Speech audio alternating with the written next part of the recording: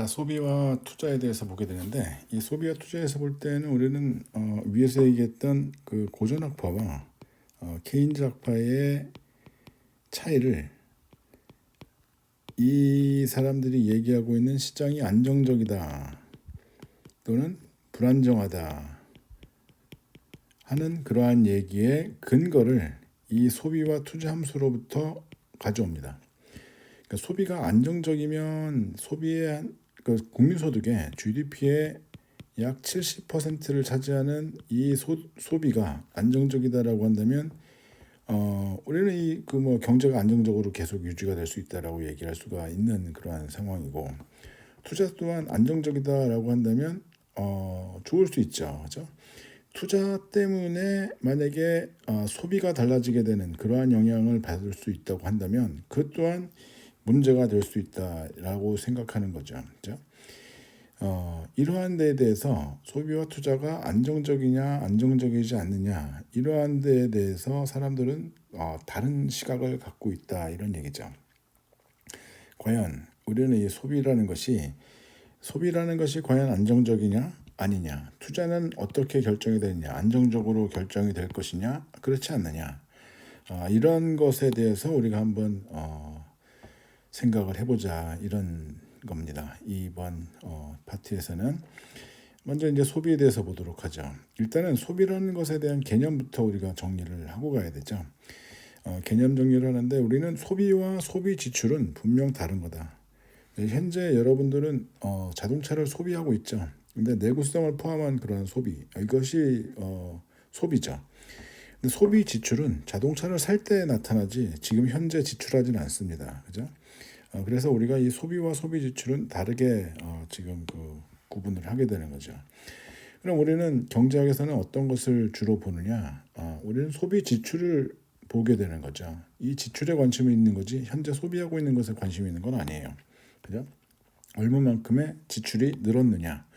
그것이 얼마만큼의 지출이 늘었냐는 얘기는 누군가에게 얼마만큼의 소득으로 이전이 되었느냐, 이렇게 보는 것과 같습니다. 자, 두 번째는 우리는 이 소비 성향이라는 것이 있죠. 이 소비 성향이라는 것이 있는데, 이 소비 성향을 둘로 지금 구분해서, 하나는 한계 소비 성향, 또 하나는 평균 소비 성향, 이렇게 나누어서 볼 수 있다.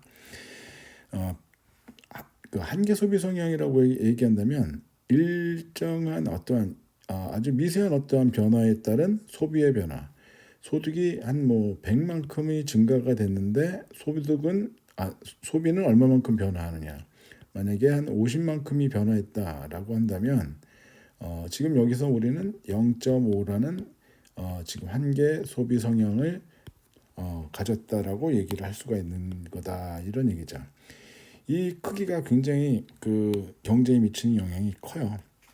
좀 이따 한번 보도록 하죠. 평균 소비 성향이라고 한다면 너가 갖고 있는 소득 중에서 소비는 얼마만큼 했니? 이렇게 얘기하는 거죠. 개념이 다르죠. 그죠? 평균 소비 성향이라고 얘기한다면 연봉이 만약에 1억인데 1억 연봉을 가지고 1년 동안 소비를 활동을 얼만큼 했니? 6천 정도를 썼다. 그렇게 되면 평균 60% 정도의 소비가 이루어졌구나, 평균적으로, 이렇게 우리는 얘기를 하게 되는 겁니다. 그래서 만약에 소득이 얼마만큼 늘어났니? 천만 원 정도 늘어났다. 천만 원 늘어날 때 너는 얼마만큼 썼니? 라고 하게 되면 지금 얼마만큼 썼냐? 아마 300만 원 정도 쓴 것 같아. 그렇게 되면 한계 소비 성향이 0.3. 나머지는 모았는데 저축, 이렇게 되는 거죠. 그죠? 그래서 우리는 이 그 소비 성향을 얘기를 할 때 한계 소비 성향에 대한 얘기를 훨씬 더 중요하게 바라보게 됩니다. 한계 소비 성향을 중요하게 바라보게 되는 이유는 경제적인 파급 효과를 파악하는데 지금 그 굉장히 유용하거든요. 예를 들면 정부 지출이 발생했어요. 정부에서 어떠한 지출을 했는데 만약에 100만큼 지출을 했다라고 생각을 해보죠. 정부에서 어떠한 사업을 하면서 100만큼의 소비가 이루어졌다, 지출이 발생했다라고 한다면 분명히 이것은 누군가의 소득으로 갑니다. 소득의 증가로 가요. 소득의 증가로 가서 이 소득의 증가 때문에 이 사람이 소비를 하게 되는 그러한 성향이 있죠. 이렇게 소비를 하고 있는 그러한 성향이 얼마 있냐에 따라서 경제에 미치는 파급 효과가 굉장히 커져요. 이 사람이 소비를 하게 되면 또 다른 누군가에게는 소득으로 가게 됩니다. 이 소득이 있으면 또 이 사람은 소비를 하게 되고, 이 소비를 하게 되면 또 다른 사람에게 지금 소득으로 전가가 되고, 이것이 계속 이어지게 되는 거죠. 이것이 0이 될 때까지. 정부 지출의 효과, 재정 정책의 효과를 우리는 이렇게 지금 설명을 하게 됩니다. 그런데 만약에 델타 Y의 델타 C가 0.1이다 라고 생각하게 되면 100만큼을 벌게 되면 100만큼을 더 벌게 되면 10만큼만 쓴다 라고 하게 되면 이거 효과가 금방 사라지게 되는 거죠. 그죠? 근데 만약에 이것이 델타 Y분의 델타 C가 이게 만약에 0.9다 라고 한다면 상당히 오랜 기간 동안 이 소득의 이전이 이어지게 되고, 효과가 전체 GDP 증가의 효과가 상당히 크게 나타나는 거죠. 그래서 한계 소비 성향이 크냐 작으냐에 따라서 지금 이 경제에 미치는 효과가, 재정 정책의 효과가 달리 나타나게 된다, 이런 얘기입니다. 그래서 사람들은 이것이 사람들이 좀 많이 써줬으면 좋겠는 거예요. 소비를 좀 많이 해줬으면 좋겠다. 그래서 우리가 뭐 지역 카페 만들고 뭐 어떻게 지금 지역에서만 뭐 쓸 수 있는 그러한 상품권 같은 거 나눠주는 거 뭐 그런 거 있잖아요. 그죠? 지역 내에서만 계속 소득이 이어질 수 있도록 만들어줘 보자, 이런 생각들을 갖고 있는 거였죠. 그래서 소비를 장려하는 그러한 일들을 우리는 보게 됐었습니다. 제발 좀 소비 좀 해주세요.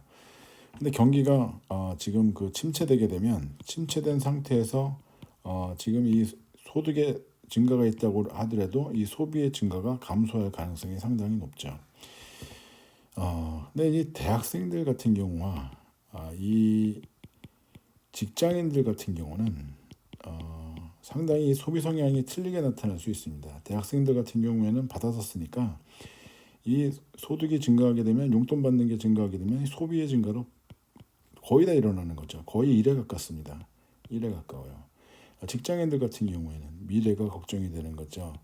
이것이 지금 뭐 0.4 이 정도로 지금 유지를 하려고 노력하지 않을까, 이런 생각도 들고, 때로는 이거보다 더 낮을 수도 있죠. 거의 0에 가깝다?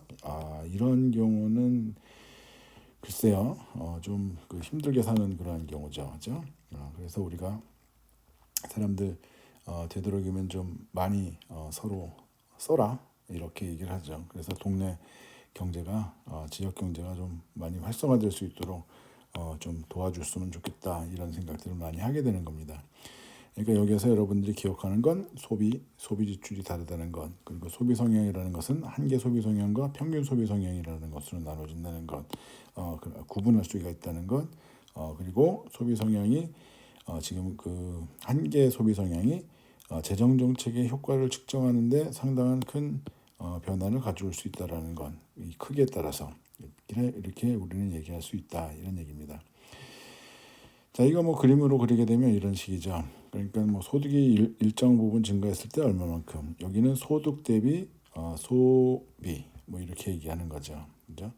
그래서 우리가 지금 이 선의 기울기를, 이것의 기울기를 보게 되면 한계 소비 성향을 얘기를 하고, 0부터 시작하는 이 기울기는 지금 평균 소비 성향을 얘기를 한다. 이 평균 소비 성향은 어떻게 보게 되면 좀 장기적인 측면에서 보게 되는 거고, 이것은 좀 단기적인 측면에서 우리가 바라보는 것으로 우리가 생각할 수도 있습니다. 그죠? 그러니까 여기에서 보게 되면 이 소득이 0일 때 지금 뭐 소비는 0이죠. 그죠? 이렇게 얘기를 시작을 하게 되죠. 그죠?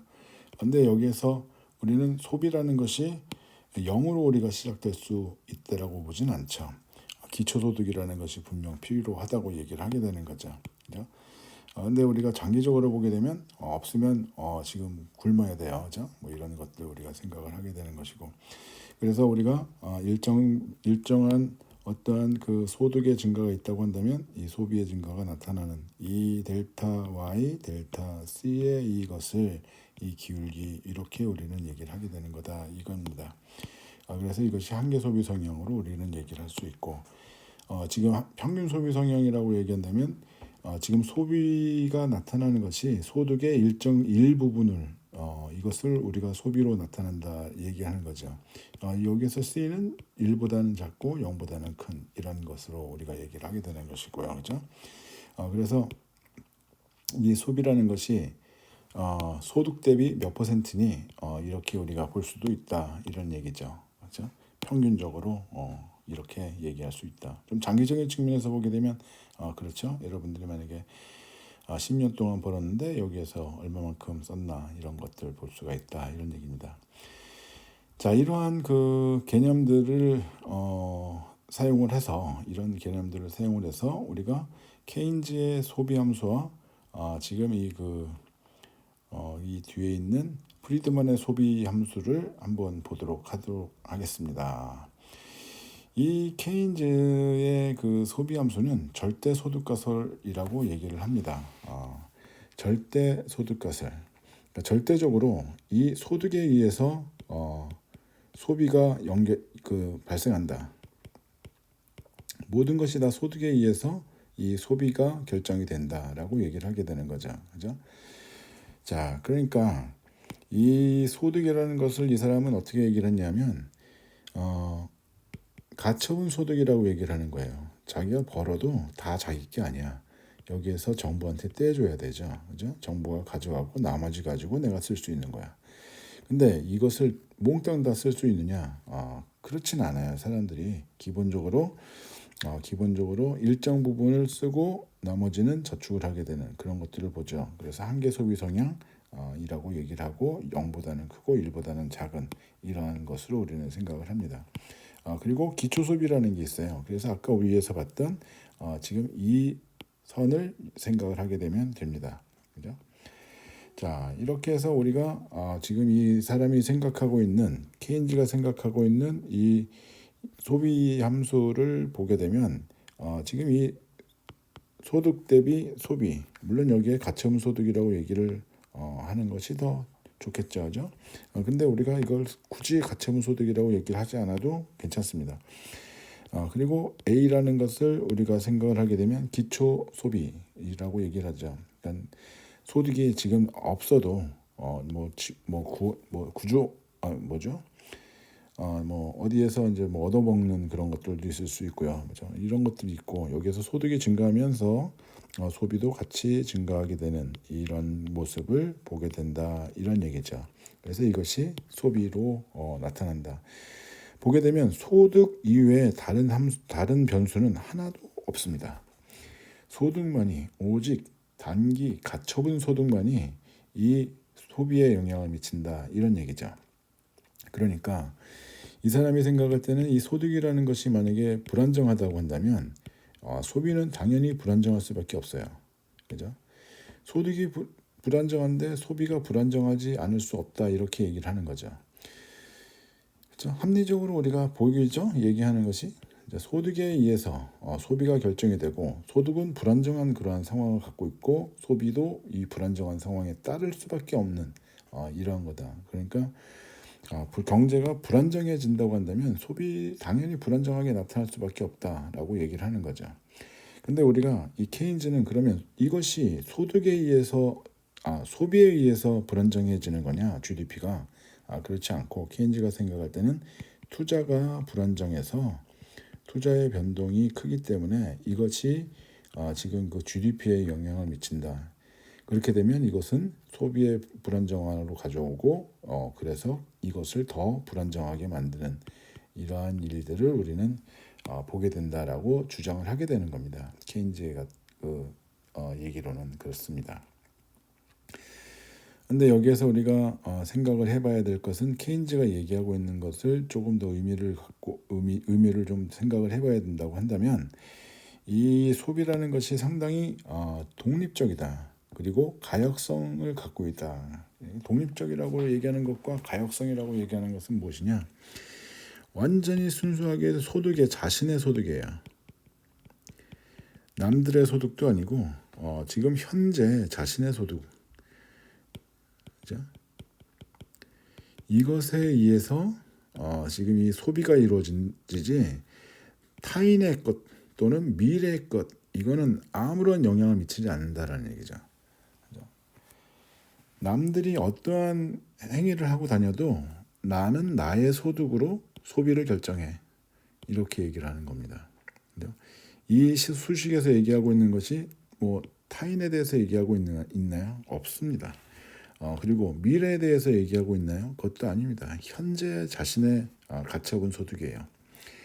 자, 그러니까 현재 자신의 소득이 달라지게 되면, 현재 자신의 소득이 늘어나게 되면 소비도 늘어나고, 현재 자신의 소득이 감소하게 되면 그대로 이 선을 따라서 감소하게 되는 겁니다. 무엇을 기준으로? 한계 소비 성향을 기준으로. 자, 이렇게 우리가 얘기를 하다 보니 이 사람은 이러한 부분에 있어서 상당히 좀 공격을 받기도 합니다. 근데 이것에 이러한 얘기를 전혀 뭐 근거가 없다 뭐 이렇게 얘기할 수도 없어요. 그죠? 이 사람은 이렇게 지금 가정을 하고 이러한 가정 하에서 지금 그 소비 함수라는 것을 설명을 하고 있는 거다 이런 얘기죠. 그죠? 그러니까 이 사람의 시각으로는 현재야 지금 미래도 아니고 과거도 아니고 타인도 없고 완전히 자신의 어떠한 그 순수한 자신의 결정에 의해서 지금 이 소비를 해나간다 이렇게 얘기하는 겁니다. 그래서 일시적으로 만약에 소득이 변화했다라고 한다면 지금 이 그 소비도 변화하게 되는 거고 일시적으로 만약에 그 현재 소득이 불안정해졌다라고 한다면 소비도 불안정할 수밖에 없는 그러한 거다라는 얘기죠. 이 사람의 생각으로는. 그러니까 소비는 상당히 불안정한 그런 요인을 갖고 있다 이런 얘기입니다. 일단 이 사람은 소비는 불안정하다 이렇게 얘기하는 거고 우리가 이 GDP의 70% 정도가 불안정한 그러한 상황을 갖고 있으니까 이 소비가 GDP는 당연히 불안정하게 나타날 수밖에 없다 이렇게 얘기를 하게 되는 거죠. 그죠? 자, 다음은 우리가 항상소득가설이라고 하는 것을 한번 보도록 합시다. 항상소득가설이라는 것은 누가 얘기했냐? 밀턴 프리드만. 프리드만 제가 많이 장난치는 건데요.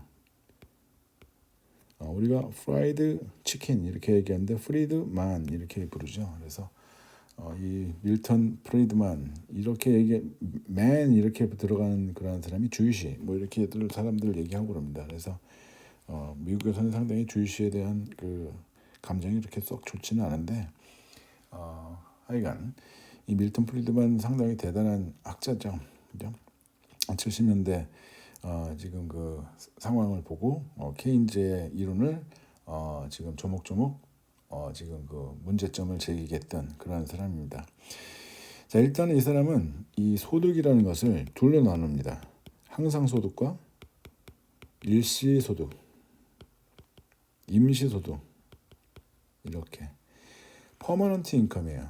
퍼머넌트 인컴 하이파서시스 이렇게 얘기하죠. 그래서 항상소득이 가설이라고 얘기하는 것이 이 항상소득에 의해서 이 소비가 결정이 된다. 임시소득은 들쑥날쑥하는 거예요. 보너스가 있을 수도 있고 아니면은 뭐 복권이 있을 수도 있고 여러 가지 뭐 그런 것들을 얘기를 하고 있는 거죠. 근데 이 항상소득이라는 것은 이 사람이 생각할 때 이 항상소득은 일생에 걸친 평균적인 소득입니다. 그러니까 이것을 기준으로 지금 이 그 소비가 이루어진다라고 생각을 하게 되는 거죠. 상당히 장기적인 관점에서 보고 있는 거죠. 현재뿐만이 아니라 미래까지도 고려한 그러한 소득을 우리는 항상소득이라고 얘기를 합니다. 케인즈와는 좀 다르죠.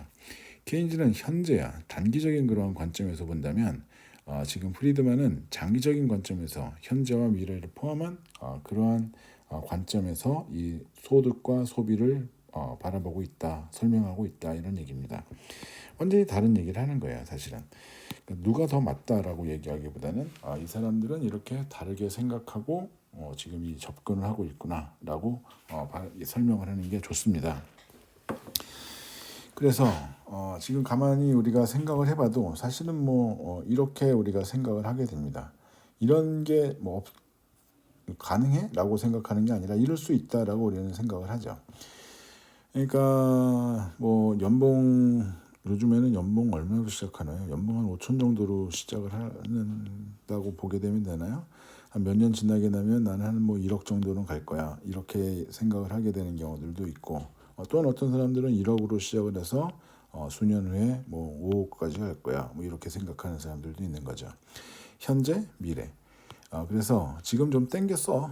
땡겨서 지금 뭐 그 필요한 거 있으면 지금 사자.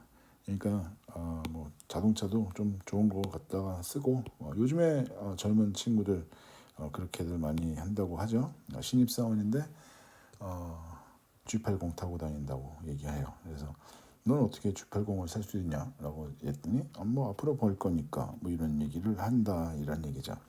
그래서 일생에 걸친 평균적인 그런 소득을 가지고 현재 소비를 결정을 한다, 이런 얘기죠.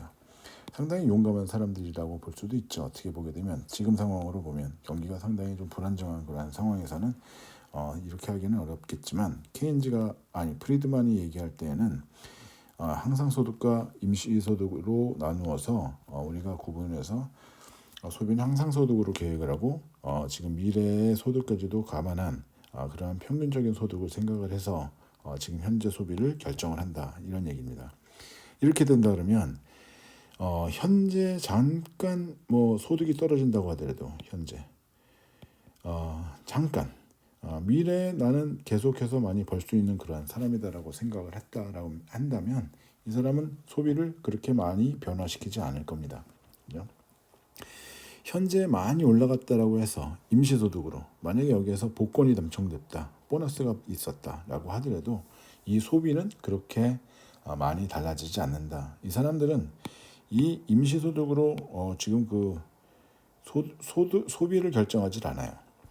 이 사람은 항상 소득을 가지고 소비를 결정한다, 이런 얘기를 하고 있는 거죠. 그죠? 그러니까 우리는 이 사람들이 생각하고 있는 그 프리드만이 생각하고 있는 그러한 것들을 보게 되면 옛날 그 70년대, 80년대 지금같이 뭐 연봉 체계가 아니라, 물론 뭐 지금도 성과급 주는 그런 회사들은 있지만 과거에는 그 연봉 얼마에 그 보너스 300%뭐 이렇게 얘기를 하는 경우, 넌 300%밖에 안 되니 난 600%야 뭐 이렇게 얘기하는 그런 경우들 있었죠. 지금 월급이 만약에 뭐 300에 지금 보너스 600%다라고 한다면 두 달에 한 번씩 300만 원씩 더 주는 거죠. 한 달에 450만 원 받는 거죠. 그래요? 뭐 이런 식의 되는 얘기를 보면, 옛날에는 그 월급 받는 거는 그냥 생활비로 쓰고 보너스를 저축하는 그러한 지금 작전들을 많이 썼죠. 그리고 그때는 재형저축이라는 게 있었죠. 그죠? 지금은 없나요? 그러니까 뭐 복권 같은 경우도 지금 당첨돼 가지고 살아가는 그러한 사람들도 있죠. 근데 복권 같은 경우에는 사실은 보게 되면 지금 해피한 엔딩으로보다는 새드 엔딩이 훨씬 더 많이 뉴스에 나오죠. 해피엔딩은 우리는 잘 안 나와요, 그죠? 세상에. 하여간 이러한 일시적인 소득 같은 경우에는 지금 이 소비에 영향을 미치지 않는다. 이것이 영향을 미친다라고 얘기를 하는데, 이렇게 한다면 이 소비라는 것은 상당히 안정적인 수준을 굉장히 유지할 거야, 이렇게 얘기를 하죠. 두 번째로는 이 고전화폐에 해당되는 이 사람들 같은 경우는 이 소득이라는 것이, 이 GDP라는 것이 상당히 안정적입니다. 여기에서 완전 고용 수준에서 약간 벗어난다고 하더라도 다시 돌아오는, 이거보다 만약에 떨어졌다고 하더라도 다시 돌아오는, 그래서 이것이 계속 유지가 되는 이러한 상태죠. 그래서 완전 고용 수준이 계속 유지가 되는, 거의 이 범위 내에서 있을 수 있는 그러한 안정적인 그러한 그 경제를 갖고 있는데, 거기에다가 항상 소득으로 소비가 결정이 된다라고 하게 되면 이 경제는 상당히 안정적으로 유지가 될 수 있다라고 주장을 하는 것과 다를 바가 없습니다. 그래서 소비는 상당히 안정적이다, 이렇게 얘기를 하게 되는 거죠. 그죠? 한 개의 소비 성향 그렇게 많이 그 차이 나지 않는 그러한 것이 일시 소득에 대해서는 그렇다. 그죠? 항상 소득과 관련된 한계 소비 성향은 지금 분명 나타나겠지만, 그죠? 임시 소득에서는 그렇다, 이렇게 얘기를 합니다. 세 번째는 생애 주기 가설이라는 게 있어요. 모딜리안이라는 사람이 얘기를 했는데, 이거는 지금 시간이 흐르면서 이 사람들의 소득이라는 것과 소비라는 것을 보게 되면 소득이 이렇게 증가하는 그러한 것들을 보게 되죠. 처음에 이렇게 없다가 증가하는 이러한 것들을 우리가 보게 되는 거고, 지금 이 소비라는 것은 소득이 없어도 지금 소비라는 것이 이렇게 나타나게 되는 겁니다. 시간이 가면 갈수록, 그죠? 그래서 이렇게 중년층에서는 많이 나타나고, 초년에 없고 노년에 부족한 이 소득이 부족해가지고 이거 가지고 땡겨 쓰고 이거 가지고 땡겨 쓰고 이런 식의 얘기가 되는 거죠. 그죠? 자, 이렇게 우리가 지금 생각을 하게 되면 여기 그림을 가져다 놓고 소비는 이렇게 지나가고 있는 거고요, 그죠? 지금 소득은 이렇게 지나가고 있는 거죠. 그래서 중년층에서는 이렇게 저축이 발생되지만 지금 초년기와 말년기에는 이것을 나눠 써야 되는 그러한 걸로 우리가 생각을 하는 거죠. 상당히 장기적인 시각으로 우리가 바라보는 겁니다. 그러니까 이 사람의 생각을 한번 가만 보면 소득이 없다고 해서 소비를 안 해? 해요. 합니다. 소득이 없다고 해서 소비를 안 하냐? 합니다. 이렇게 얘기를 하게 되는 거죠. 그죠? 그래서 그렇다고 한다면 우리는 소비가 상당히 안정적이다 이렇게 얘기를 하게 되는 거고, 지금 그 평생에 걸쳐서 일정한 어떠한 소비 수준을 계속 유지한다 이런 것들을 보게 된다 이런 얘기죠. 현재 소득 민감하게 소비에 영향을 줄 수가 없다 이렇게 얘기합니다. 그래서 여러분들 지금 한창 많이 돈을 벌을 그러한 나이가 언제냐, 앞으로 사람들은 65세 이후, 70세 이후에 이러한 소비와 소득의 격차의 문제를 어떻게 해결할 수가 있을까? 거기에 대한 고민들을 상당히 많이 하자. 그러면 지금 여기까지만 보게 되면 케인즈 이론에 대해서 지금 그와 반대되는 그러한 것들을 보게 되면 케인즈는 상당히 단기적인 시각으로 현재 소득, 현재 가처분 소득이 소비에 영향을 미친다. 이 사람은 지금 일생에 걸친 평균적인 소득, 이 사람도 평생 소득 가설이라고 불리기도 하는 지금 상당히 좀 장기적인 시각에서 이 소비라는 것을 설명을 하고 있다 이런 얘기죠. 이렇게 얘기한다면 케인즈의 얘기와 시각이 다를 뿐 케인즈의 얘기가 맞다 틀리다라고 얘기하는 거하고는 좀 얘기가 다릅니다. 그죠? 맞다 틀리다라고 얘기하는 거하고는 좀 얘기가 좀 달라요. 그런데 이 뒤에부터 보죠. 상대소득가설이라는 것을 보게 되면 이 상대소득가설은 케인즈의 얘기가 틀릴 수 있다라고 얘기하는 게 바로 그 듀젠베르기가 얘기하는 Relative Income Hypothesis, 그러니까 상대적인 어떠한 소득가설 이런 역으로 얘기를 하게 되는 거죠. 케인즈는 위에서 얘기했듯이 독립성과 가역성에 대해서 설명을 하고 있었는데 이것을 기준으로 지금 소비 함수라는 것을 얘기를 했는데 그렇지가 않다. 이거하고는 얘기가 다르다. 이 얘기는 좀 틀렸습니다. 동료 집단의 영향을 분명 받습니다. 동료 집단의 영향을 받는다. 너 자신의 소득뿐만이 아니라 주변에서 뭐하니, 어떤 게 유행하니, 이런 것에 영향도 받게 되고, 또는 이 사람이 좀 과시하고 싶어하는 이런 것들에 대한 그것도 보게 되는 겁니다. 그죠? 나는 절대로 세상의 유행을 따라가지 않을 거야. 남들이 전부 다 지금 까만색을 입으면 나는 하얀색 이렇게 가는 사람들, 그것 또한 동료 집단의 영향을 받는다라는 얘기죠. 그죠? 속물효과, 비유행 이렇게 얘기하고 있는 거죠. 그래서 우리가 지금 이러한 그 사회성에 대해서 생각을 많이 합니다. 한국의 소비 문화를 보게 되면 한국의 소비 문화 많이 입에 오르내는 그거죠. 그죠? 참 완벽하려고 하는 그런 노력들을 많이 하는 것 같아요. 예를 들면 등산을 가도 꼭 에베레스트 올라가는 그러한 사람들 같은데 가게 되면 동네 뒷산에 있어요. 그죠? 이런 것들 보더라도 야 이거 좀 너무 심하다. 이런 생각 갖기도 하죠.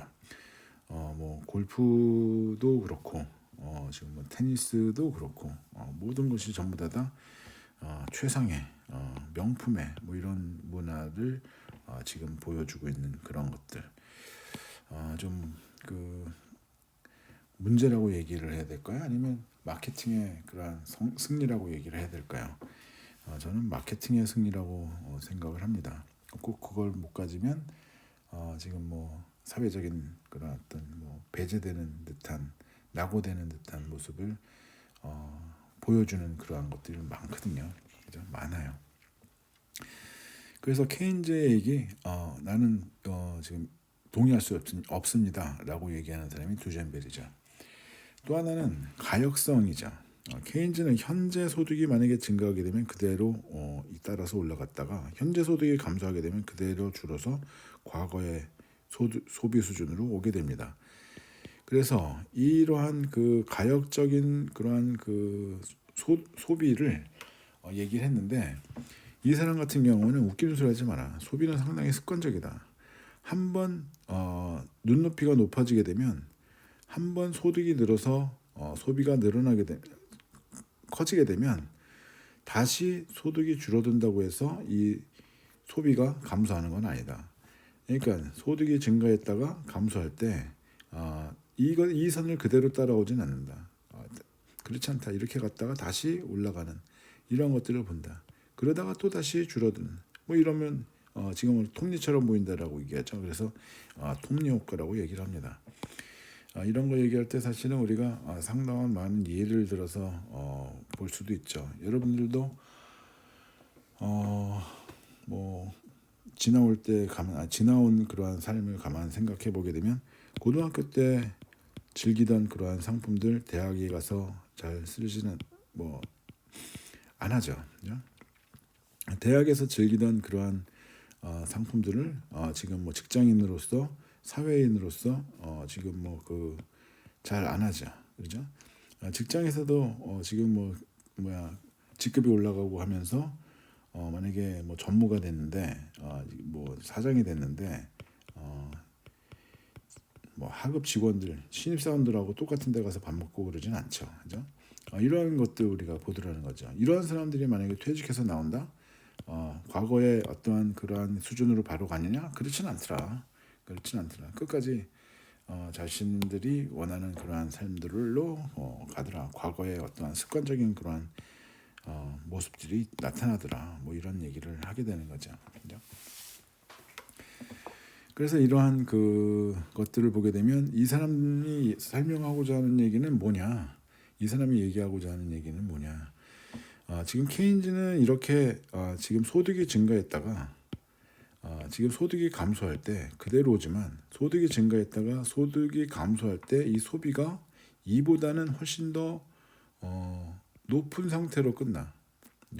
이보다는 훨씬 더 높은 상태로 끝나. 그렇다고 한다면 이 소비의 감소 폭이 케인즈는 이만큼 나타난다고 한다면 이 사람이 생각할 때는 여기에서 요거밖에 안 나타나는 거예요. 그러니까 케인즈가 생각하는 것보다 훨씬 더 작은 폭의 소비의 감소 예상이 된다. 그러니 케인즈가 생각하는 것만큼 이렇게 지금 이 경제가 불안정하게 돌아가지는 않을 거다. 소비가 안정적인 그러한 모습을 가질 거다라고 얘기하는 것과 같죠. 그죠? 그러니까 현재 자기가 소득이 별로 없어도 주변에서 만약에 쓴다고 한다면 다른 사람들과 거의 유사하게 지금 소비를 하게 될 거다. 다른 사람들이 어떠한 소비를 하게 되면 나도 그 정도의 소비를 할 거야. 소득이 줄어든다고 하더라도 이걸 계속 유지한다는 얘기죠. 다른 사람들의 소득이 변하지 않는 이상. 그렇기 때문에 이러한 형태로 설명을 한다고 한다면 이 사회성과 비가역성이라는 것을 얘기를 한다면 우리는 소비는 안정적이다. 안정적인 소비를 가질 수 있다. 이렇게 설명을 하는 것과 같습니다. 그죠? 이렇게 설명을 하는 것과 같습니다. 근데 이 사람이 쓴 논문에는 안정적인 소비라는 얘기보다는 사회성과 지금 비가역성이라는 설명이 더 많습니다. 이렇게 얘기를 하죠. 그래서 뭔가 우리가 그 소비라는 것이 어떻게 결정이 되느냐를 생각을 할 때 상당히 다양한 시각으로 이렇게 논리를 전개할 수 있구나라는 것에 대해서 생각을 해주시는 게 좋습니다. 그러니까 자신의 의견을 상대에게 전달할 때 어떠한 가정하에서 어떠한 테두리 내에서 어떠한 프레임에서 지금 이렇게 자신의 것을 설명하느냐 이것에 초점을 잘 둬야죠. 그리고 어디선가 만약에 토론을 하는데 둘이 아주 다른 얘기를 하고 있다라고 한다면 이 사람들이 생각하고 있는 기본적인 가정 자체가 다르구나라고 이해를 하는 것이 좋죠. 편하죠 보기가. 그죠? 자, 이래서 이러한 얘기들이 있는가 하면 우리가 랜덤워크라는 것이 있습니다. 소비 이론에서 랜덤워크라고 얘기한다면 우리는 뭐 소비뿐만 아니라 투자도 마찬가지 랜덤워크라고 얘기를 하는 것이 있어요. 소비 함수라는 것을 우리가 찾는 것이 필요 없어. 왜 그러냐면 우리가 소비라는 것을 예측을 하려고 그러면 어떤 함수라는 것이 있는데 이런 어떠한 변수에 의해서 뭐 소득에 의해서 아니면 미래의 어떠한 것에 의해서 주변의 사회에 의해서 뭐 이런 것들에 의해서 뭐 여러 가지 요인들이 이 소비에 영향을 미칩니다. 이렇게 봐봐야 아무 소용이 없더라. 그러니까 그 소비가 변화하는 것을 보게 되면 정말로 예측할 수 없는 어떠한 이벤트가 있을 때 불확실한 그러한 것에 의해서만 영향을 미치더라. 이것이 달라져야 얘가 달라지더라. 이렇게 설명을 하는 거죠. 이거는 왜 그러냐면 합리적 기대라고 얘기를 하게 되면 현재 있는 정보를 모두 다 활용해서 미래를 예측할 수 있는 그러한 능력이에요. 그것이 잘 발달되어 있다라고 한다면 이 소비라는 것을 보게 되면 미래에 어떠한 것이 있을 수 있어, 나는 어떻게 될 수 있어라고 한다면 소비라는 것이 예측이 가능하다. 그러니까 이러한 것에 대해서 생각할 필요 없고 이 소비라는 것이 변화한다라고 얘기한다면 얘기를 한다면 이것의 변화는 예측할 수 없는 어떠한 에라텀 이렇게 얘기를 하게 되는 거죠. 이 랜덤워크라고 얘기를 하는 것 자체에 대해서 한번 설명을 좀 드릴게요. 랜덤워크라고 얘기한다면 우리가 화이트 노이즈 얘기해서 지금 만약에 이러한 0이라는 그런 것을 가지고 여기에서 이렇게 막 변해가는데 평균을 따져보게 되면 평균은 0이에요. 자, 평균이 0이다 라고 하게 되면 어떠한 것을 우리가 생각할 수 있냐면요. 현재 평균이 만약에 플러스 1이야. 현재 평균이 지금 그 민 밸류가 평균이 0이다라고 한다 1이라고 한다면 현재 평균이 1이라고 한다면 앞으로 어떠한 변화가 나타날까? 현재보다는 마이너스 1만큼으로 가지 않겠냐? 그래야 다시 평균이 0이 되는 거죠.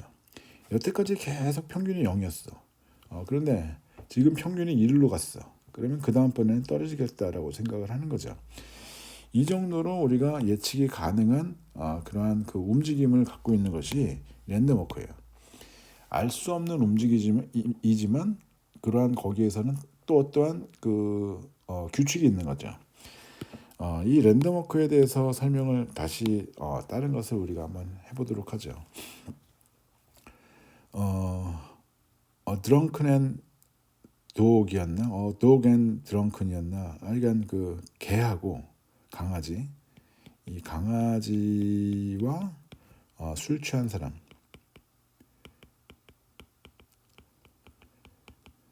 논문 내용입니다. 예. 강아지와 술 취한 사람이 이런 이 바 앞에서 여기에서부터 출발을 해서 술 취한 사람은 이쪽으로 가고 강아지는 이쪽으로 갑니다. 완전히 방향이 다르죠. 근데 가만히 들여다보니까 이 기울기만 바꾸게 되면 거의 둘이 다니는 게 흡사하더라는 거죠. 얘도 이렇게 가는 게 흡사하더라는 거예요.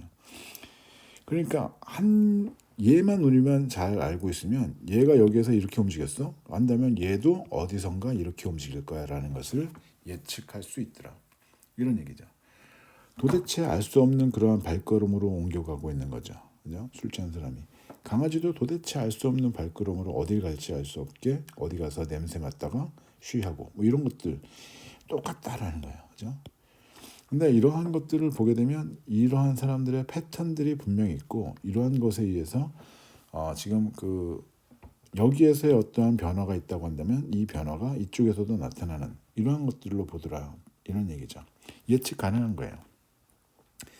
이것이 예측 불가능한 움직임이 둘을 갖다 놓고 지금 비교를 해보니 예측 가능해지는 그러한 것들로 우리가 얘기하고 있는 거죠. 랜덤 워크입니다. 이것을 우리가 랜덤 워크, 임의적인 어떤 발걸음, 임의적인 어떤 움직임, 뭐 이렇게 얘기를 할 수도 있죠. 뭐 이런데 이 사람들 같은 경우에는 지금 어떠한 얘기를 하고 있는 거냐면 소비 변화라는 것을 예측하는 것에 대해서 우리가 의미를 갖지 말자, 그죠? 이런 얘기고. 그렇기 때문에 이 사람들은 또 소비라는 것은 상당히 안정적이고 지금 그러한 상태에서 재정 정책 필요 없다. 왜 그러냐면 정책 효과를 미리 다 알고 있기 때문에 합리적 기대에서 우리가 설명하고 있는 것이 그런 얘기입니다. 정책이 어떤 정책이 있다. 정부에서 지출을 늘린다고. 그러면 앞으로 어떻게 되겠네라는 것을 미리 다 알고 이 사람들이 다 대처해서 해나간다라는 얘기죠. 실제로 미국에서는 이러한 정책을 이러한 이론을 기반으로 정책을 많이 추진을 합니다. 어떠한 것을 주로 많이 보냐면 지금도 뭐 기준금리 가지고 얘기를 많이 하죠. 기준금리만 가지고 우리가 생각을 해봅시다. 기준금리를 가지고 얘기를 하는데 이 사람들은 물가 수준을 목표로 삼고, 물가 수준을 목표로 삼고 만약에 이것을 뭐 2%로 삼았다, 좀 과도하게 얘기를 하고 있는 것이지만 이 기준금리의 그 정책 방향에 대해서 미리 예고를 합니다. 어떻게 될 거야라고 6개월 정도 전부터. 그리고서 진짜로 그 시점이 오게 되면 움직입니다. 이런 식으로 미리 알려주는 거예요. 우리는 어떻게 갈 거야 6개월 후에. 지금은 줄일 거야. 뭐 이렇게 얘기하고 통화량 줄일 거고 뭐 이렇게 될 거니까 조심해. 뭐 이런 얘기들을 계속 해줍니다. 6개월 내내. 그러면 이 사람들은 거기에 대해서 앞으로 이것이 오르게 되면 어떻게 될 테니 나는 어떻게 좀 준비를 하자. 이런 것들을 미리 대응 방안을 만들어 놓는다는 얘기죠. 과거에는 늘 그랬습니다. 지금처럼 이렇게 급격하게 계속해서 가는 그러한 경우는 별로 없었죠. 그죠? 앞으로는 또 어떻게 될지 알 수 없지만 하여간 그렇습니다. 그래서 이 랜덤 워크라는 것에 대해서는 그렇게 크게 신경을 써야 될 이유는 사실은 별로 없습니다, 여러분들이. 근데 이것이 어떠한 그 이론적인 기반을 가지고 설명을 하고 있는지에 대해서는 한 번쯤은 생각해 볼 필요가 있는 거죠. 그죠? 그래서 우리가 지금 이렇게 지금 그 톱니 효과까지 보면서 주젠베리 그리고 지금 생애주기가설 그리고 항상소득가설 절대소득가설 이렇게 이 소비가 어떻게 결정이 되느냐 거기에 대한 이 시각의 차이를 한번 비교해 보는 시간이 되었습니다. 다음번에 우리가 투자를 하도록 하죠.